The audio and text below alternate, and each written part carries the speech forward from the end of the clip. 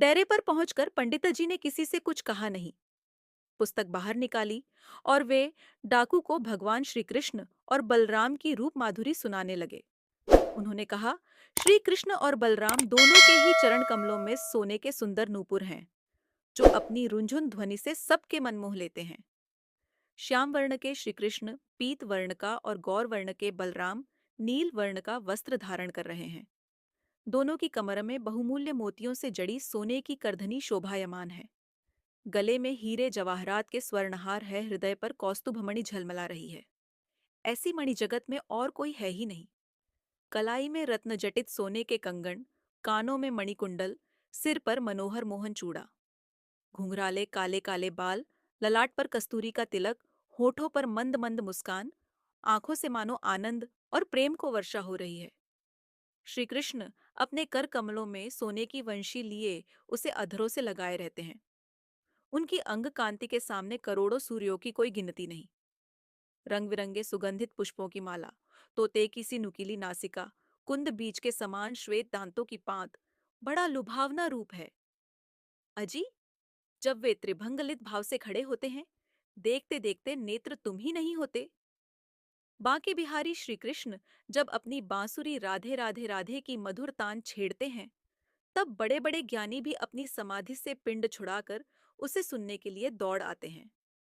यमुना के तट पर वृंदावन में कदम्ब वृक्ष के नीचे प्रायः उनके दर्शन मिलते हैं। वनमाली श्री कृष्ण और हलधारी बलराम। डाकू ने पूछा, अच्छा पंडित जी, सब गहने मिलाकर कितने रुपयों के होंगे? पंडित जी ने कहा, ओह, इसकी कोई गिनती नहीं है, करोड़ों अरबों से भी ज्यादा। डाकू, तब क्या जितने गहनों के आपने नाम लिए उनसे भी अधिक हैं? पंडित जी, तो क्या संसार की समस्त संपत्ति एक ओर और कौस्तुभमणि एक ओर, फिर भी कोई तुलना नहीं। डाकू ने आनंद से गद्द होकर कहा, ठीक है, ठीक है, और कहिए वह कैसी है? पंडित जी, वह मणि जिस स्थान पर रहती है सूर्य के समान प्रकाश हो जाता है, वहां अंधेरा रह नहीं सकता। वैसा रत्न पृथ्वी में और कोई है ही नहीं। डाकू, तब तो उसके दाम बहुत ज्यादा होंगे। क्या बोले? एक बार भली भांति समझा तो दीजिए। हाँ, एक बात तो भूल ही गया, मुझे किसोर जाना चाहिए। पंडित जी ने सारी बातें दोबारा समझा दी। डाकू ने कहा, देखिए पंडित जी, मैं शीघ्र ही आकर आपको कुछ दूंगा। यहाँ से ज्यादा दूर तो नहीं है ना? मैं एक ही रात में पहुंच जाऊंगा। क्यों? अच्छा, हाँ हाँ, एक बात और बताइए, क्या वे प्रतिदिन गौई चराने जाते हैं? पंडित जी, हाँ, और तो क्या। डाकू, कब आते हैं? पंडित जी, ठीक प्रातःकाल, उस समय थोड़ा थोड़ा अंधेरा भी रहता है। डाकू, ठीक है, मैंने सब समझ लिया। हाँ तो अब मुझे किधर जाना चाहिए? पंडित जी, बराबर उत्तर की ओर चले जाओ।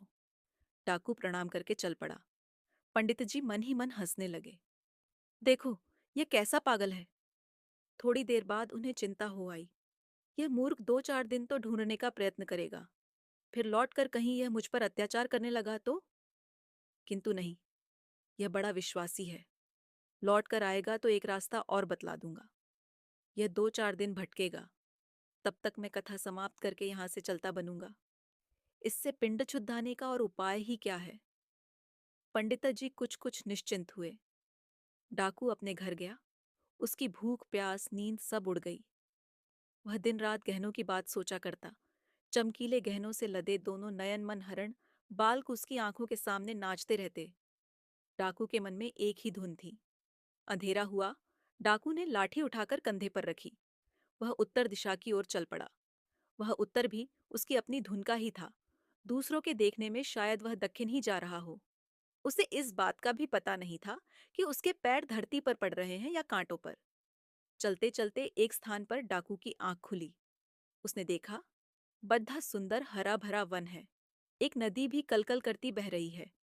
उसने सोचा, निश्चय किया, यही है यही है, परंतु वह कदम्ब का पेड़ कहाँ है? डाकू बड़ी सावधानी के साथ एक एक वृक्ष के पास जाकर कदम्ब को पहचानने की चेष्टा करने लगा। अंत में वहां उसे एक कदम्ब मिल ही गया। अब उसके आनंद की सीमा न रही। उसने संतोष की सांस ली और आस पास आंखें दौड़ाई। एक छोटा सा पर्वत, घना जंगल और गांव के चरने का मैदान भी दिख गया। हरी हरी दूब, रात के स्वाभाविक अंधेरे में घुल मिल गई थी। फिर भी उसके मन के सामने गांव के चरने और चराने वालों की एक छटा छिटक ही गई। अब डाकू के मन में एक ही विचार था, कब सबेरा हो, कब अपना काम बने। वह एक एक क्षण सावधानी से देखता और सोचता कि आज सबेरा होने में कितनी देर हो रही है। ज्यों ज्यों रात बीतती, त्यों त्यों उसकी चिंता, उद्वेग, उत्तेजना, आग्रह और आकुलता बढ़ती जाती। वह कदम्ब पर चढ़ गया और देखने लगा कि किसी और उजाला तो नहीं है। कहीं से वंशी की आवाज तो नहीं आ रही है। उसने अपने मन को समझाया, अभी सबेरा होने में देर है। मैं ज्यों ही वंशी की धुन सुनूंगा, त्यों ही टूट पड़ेगा। इस प्रकार सोचता हुआ बड़ी ही उत्कंठा के साथ वह डाकू सबेरा होने की बाट जोहने लगा। देखते ही देखते मानो किसी ने प्राची दिशा का मुख रोली के रंग से रंग दिया। डाकू के हृदय में आकुलता और भी बढ़ गई। वह पेड़ से कूदकर जमीन पर आया, परंतु वंशी की आवाज सुनाई न पड़ने के कारण फिर उछलकर कदम्ब पर चढ़ गया। वहां भी किसी प्रकार की आवाज सुनाई नहीं पड़ी। उसका हृदय मानो क्षण क्षण पर फटता जा रहा था। अभी अभी उसका हृदय विहर उठता, परंतु यह क्या, उसकी आशा पूर्ण हो गई। दूर, बहुत दूर वंशी की सुरीली स्वर लहरी लहरा रही है। वह वृक्ष से कूद पड़ा। हाँ, ठीक है, ठीक है, बांसुरी ही तो है। अच्छा, यह स्वर तो और समीप होता जा रहा है। डाकू आनंद के आवेश में अपनी सुध बुध खो बैठा और मूर्छित होकर धरती पर गिर पड़ा। कुछ ही क्षणों में उसकी बेहोशी दूर हुई, आंखें खुली, वह उठकर खड़ा हो गया।